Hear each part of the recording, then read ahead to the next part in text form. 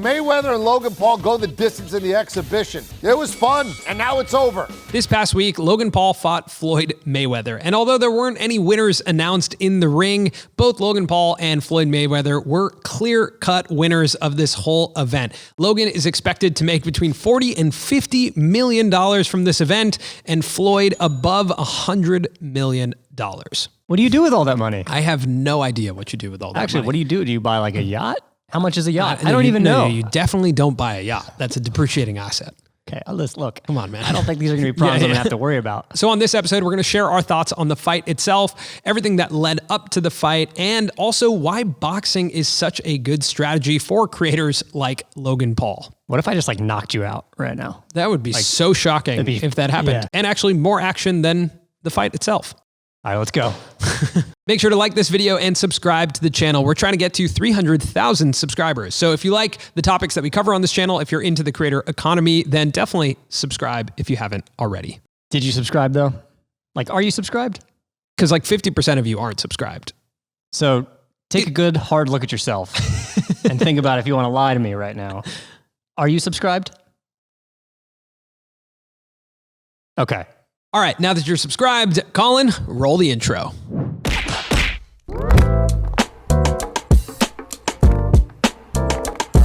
Okay, so my first thought is just that this was an overwhelmingly positive moment for Logan Paul. Yeah, no doubt about it. No doubt about it. I was like, this couldn't have been a bigger win for Logan Paul. For a guy whose career trades on attention, this was the Super Bowl. Bigger than the Super Bowl, perhaps, for him. Strong, tough. He's better than I thought he was. He was everywhere. I looked up the fight a couple days ago, and the first thing that came up on Google was CNN saying where to watch Logan Paul, Floyd Mayweather.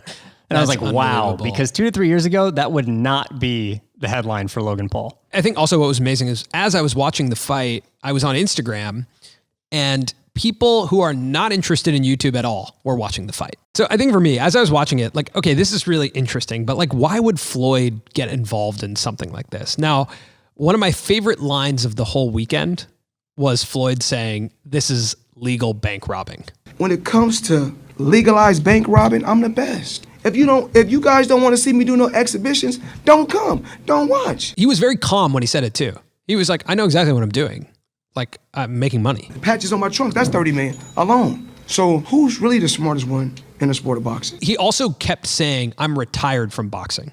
Like, I'm retired from boxing, but I'm not retired from entertaining. This was not competitive boxing. This was competitive storytelling. That's all it was. Yeah. And I feel like I realized that. I should have known, because they were saying it before the fight a ton, that this is really just entertainment. But I showed up to the fight. I paid my $50, and I was expecting a real fight. Now, it was a real fight, but I don't know how real exactly it was. And even Logan says, I don't know, maybe he was going soft on me, maybe he wasn't. You never know with this guy. You never know with this guy. Like, I'm going to go home thinking, yo, did Floyd let me survive? But it doesn't matter, because it's not about the fight. It's about storytelling, and the easiest vehicle to attach yourself to as a storyteller when it comes to sports is boxing. Because 100%. It's one person versus the other. You don't need audio. It's just literally two people are going to beat each other up. It's as old as time. You turn off the sound and this fight is still enjoyable, right? And that's what's important. That means it's universally and globally understood. And actually, there's only a few things that are universally and globally understood. Like, visual storytelling is it's not everything. This, for example, not that interesting if the audio's off, right? Not that interesting. You have to know what we're talking about. You have to speak the English language. There's so much intricacy to actually enjoying this show. That's not the case with boxing. So I think as a whole, the event, like my honest thoughts on the event, I was entertained. I liked it. I would pay $50 every time. I have no problem with that. Like, I liked the storytelling leading up to it. I loved the Showtime documentary pieces. I liked the event itself, Logan coming out with a Pokemon card. Like, the whole thing was a spectacle. I was entertained. One thing that made me feel like I was watching Celebrity Deathmatch. Do you remember that? Yeah. So Celebrity Deathmatch, for those of you who don't know, was this MTV show that was like clay animation of like claymation of celebrities fighting each other. And that's the world that we've entered into. It's kind of weird to think that was kind of like a prediction, but I think it was just because that obviously it was done in claymation, because I think there was a thought of like, this would never happen, but it was just like, this would be the most entertaining thing if it did happen. If the most popular people in the world fought each other, it would be the most entertaining thing in the world. Yeah. And watching Chad Ochocinco fight, to me, that was a moment where I was like, this is celebrity deathmatch. Because what? Yeah. Meanwhile, you have Bryce Hall and Austin McBroom who are going to fight. Yeah. Yeah. We're at that point where if you want to entertain at the highest level, truly right now, it comes down to beating each other up. It's boxing. So back in December, what I wrote was I thought that Floyd would carry Logan through the full fight. And then I thought he would immediately get on a microphone and say, Logan Paul is the real deal in boxing. He was much better than I thought he was. Those two things happened. He's a tough, rough competitor. It was, good action, have fun. And I was surprised by him tonight. Good little work, good guy. And the reason why I thought those two things would happen was because I thought Mayweather Promotions and Logan Paul and the Paul brothers maybe would partner together to create a boxing promotion company, and Mayweather would be cut in to a percentage of whatever these guys do in boxing for the next 10 years. I mean, Jake Paul is now one of the highest paid boxers. That's crazy. There was a tweet that came out from another fighter who said, an 0-1 boxer just made $20 million on an exhibition bout. What are we doing wrong? It was a UFC fighter, UFC champion. And people commented on that post saying, you don't have the fan base. Yeah. You don't have the following. You don't have the storytelling. So if you can layer on, if you can make people care about who's in the ring, you can drive a ton of value in pay-per-view sales and in merchandise and sponsorships. Like, it is one of the most lucrative forms of entertainment. That's why I thought, like, that's what makes sense, is that over time, Logan doesn't actually have to be the boxer himself. He just has to be the curator. He has to have a promotions company where he's signing other boxers, where he's building storylines around them, where he's using his skill set in media and in marketing to build up fights and then be a promotions company. Yeah, because at the end of the day, attention is the currency. Attention, in this case, brought dollars, which brought media coverage, which brings more attention, which brings more dollars. Right. It just is a cycle for them. And by partnering in this way, Floyd, who no longer boxes, can have an upside for the next 30, 40 years in what could be the future of boxing. Like, this next iteration of what boxing will be could be huge. Like, Logan and Jake could influence tons of people to start learning how to box. And tons of people who have large followings. Yeah, and they could take someone like Ryan Garcia, who's, he's with Golden Boy Promotions, but when that contract's up, could he be with Logan and Jake's promotion company? For sure. Could they help him with his YouTube channel? Could they help real boxers? Yeah, that's what I think the actual opportunity is. So overall, I think we've talked about this before, but creators as curators is a really big opportunity. So Logan and Jake as guys who are going to handpick fighters, who are going to build storylines and media around them, who are then going to sign them to their apparel lines and potentially build even gyms. So I think it's obvious what's about to happen. Again, whether Mayweather's involved or not, I have no idea, but it's the only rationale I could think of why take this fight and why carry Logan through the 8 rounds. Now, at the same time, I also was pretty impressed with Logan Paul. Like, he did the work to actually become an athlete enough to be in that ring. 8 rounds with Floyd Mayweather is no joke. Why don't we take a step back and just say, like, how did Logan Paul go from where he was? America is the country that came up with YouTube, which, yes, I know, gave you in the world that shithead Logan Paul. To where he is now, working with Showtime. He's back doing brand deals, a relaunch of his whole apparel line and now an athletics line, which I don't think anyone really expected, this redemption or like comeback story. I was watching ESPN this morning.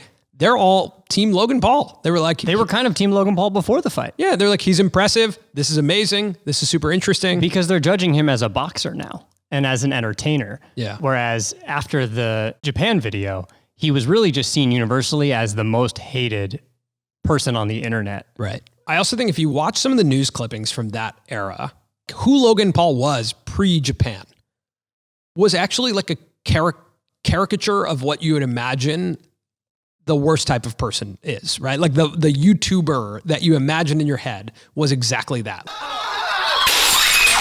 Are you fucking kidding? He was like dabbing all over the place. Like, yeah. He was obnoxious, disruptive. He was insane character that was very not likable. Did not seem like someone you could have a conversation with at all. No, all you knew them for was like lighting stuff on fire and like doing really obnoxious videos, but being able to capture a ton of attention. Now, when it comes to, you know, Japan, after Japan, like this guy becomes the most hated person in the world and, you know, is covered at scale in this way of just like, this guy's terrible.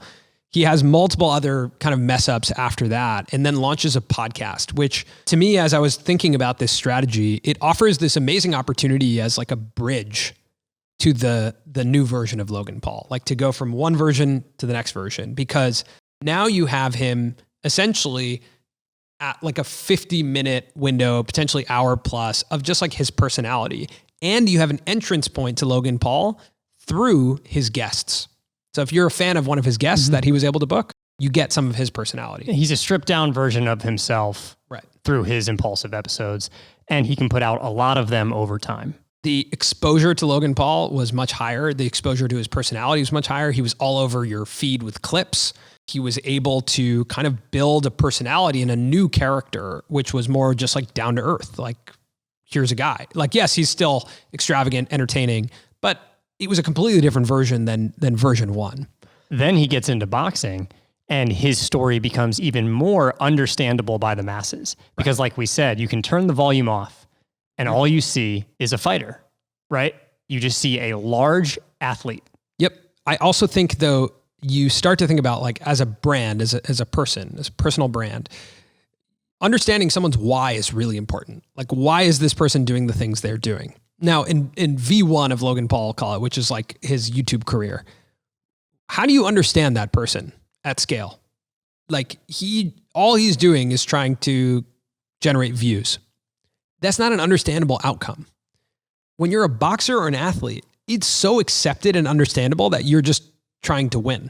You're like training your body. You're trying to beat someone else at something. Winning is one of the most universally accepted outcomes.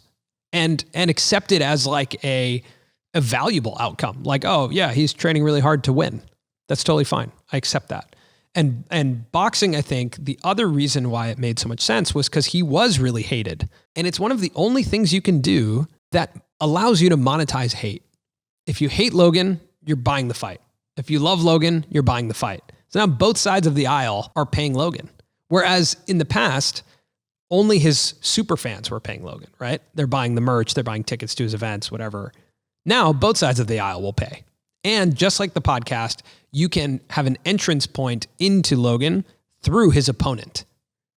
So his opponent's fan base is also buying the fight and getting involved, right? Boxing forces people to choose sides, right? Before boxing, everyone can just hate Logan Paul.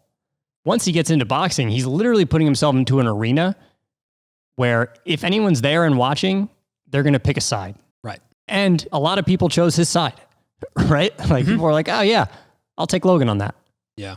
Even if it doesn't have to do with his personality, right? They're like making a decision in favor of Logan based on how they think he'll perform as an athlete. Right there, that's an entry point back into his world. That doesn't necessarily have to do with even who he is as a person. It's all about picking the right arena. Like thinking about who he is and what was the right arena. And boxing turned out to be the absolute right arena because he was in Hollywood prior, but like his movie that he was filming during the time of the Japan video didn't come out, didn't get finished, right? Because it's like, ooh, no. Of course, everyone would be like, I don't know. But when it comes to fighting, it's like, yeah, we want someone with a past. We want someone who's kind of gritty and is like unfiltered. We want someone who's hated. We would actually prefer someone who's hated. We prefer someone who's hated. Yeah, we look at all the Rocky movies. Yeah. There's a moment that with Logan in the locker room where he says, I am Ivan Drago. Yeah. Like he was just saying, like he is the villain. Yeah. Right? Exactly. What was amazing to me was the kind of acceptance of him after all of these years where he went a long time without having any sort of major network deal or serious brand deals, right? He went a long time without those. And watching the content leading up to this fight seeing him in a vlog the day before the fight work with Current, which is like a very reputable brand in our space. Seeing how many things he monetized was Promoting his merch. promoting his new line, Mavletics, which I actually thought was done really well. It was the first line I've seen from Logan. I've seen a couple of things from Maverick Apparel that I'm like, oh, that's kind of cool. Like that's a little bit cooler than what it used to be. Yeah. But this athletics line, I was like, that looks really cool to me. But I think also because it fits his narrative now the best. Right. When he relaunched Maverick, it was a lifestyle brand. Right. And I wasn't exactly sure which lifestyle to attribute to Logan Paul, the podcaster. Interesting. Yeah. But now Mav Athletics, it's very easy to create the media that would make someone want to buy because he's an athlete. Yeah. So it feels more authentic. Totally. He monetized everything. He was wearing a shirt the day of the fight that had a QR code on it for a crypto company. Yeah. He monetized everything, but so did Floyd. Floyd was doing all kinds of advertising leading up to the fight.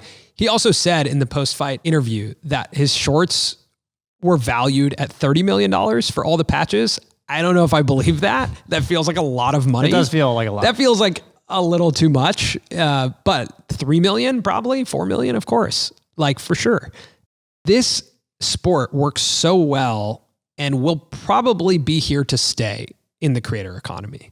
And a lot of it is because of that angle of storytelling and thinking about the fact that the lead up to the fight has so much attention on it. The fight actually is like the least interesting part of the whole thing. Yeah, that's what's interesting. You The know, fight- like the fight, lead up is interesting. again, yeah, the fight is not about the fight.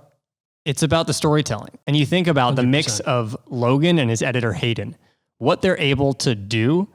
Hayden put out a tweet that said, I made this video in 5 hours. Right. And it's an incredible, It's an amazing video. Shout out to Hayden. And it also, within a day, had 5 million views. it was on the trending page of YouTube. Like, to own that distribution, the ability to distribute like that is something that so many people within so many different types of industries just don't have.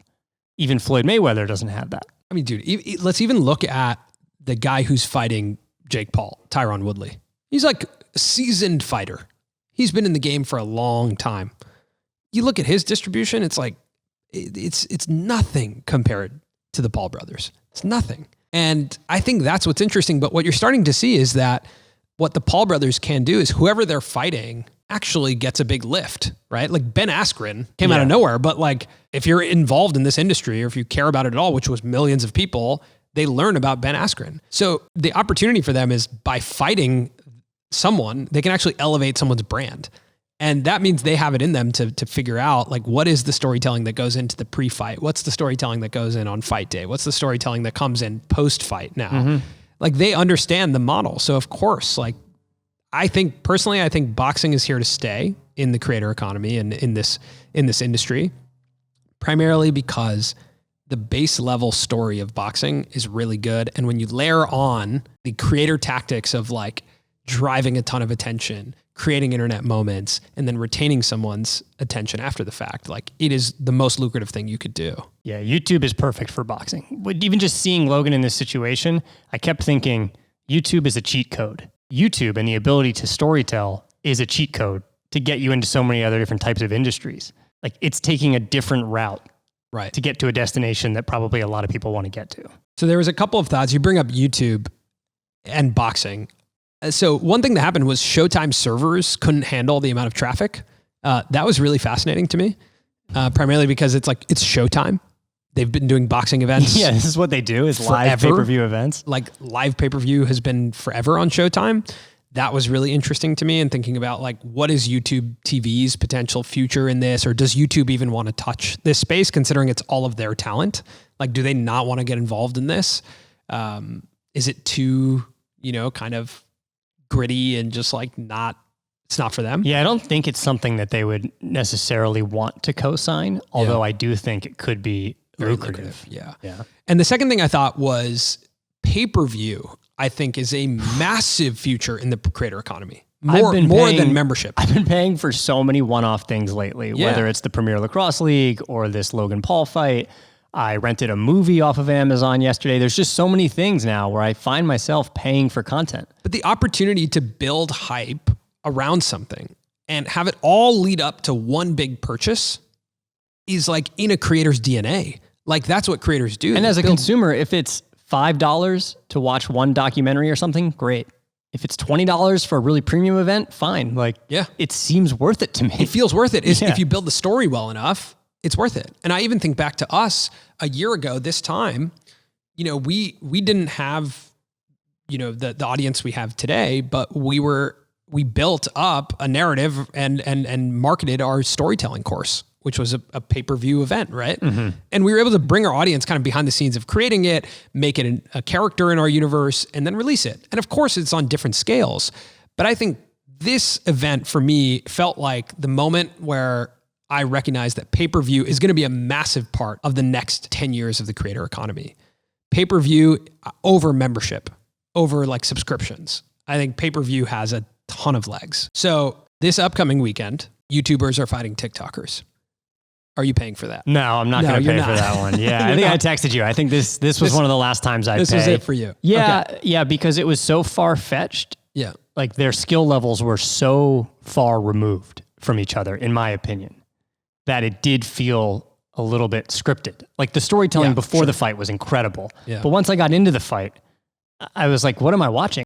Like, how real is this? Yeah. And I'm more interested if the pairing is equal. Like if it feels like there's real stakes. This felt so outlandish to me that the stakes didn't feel real.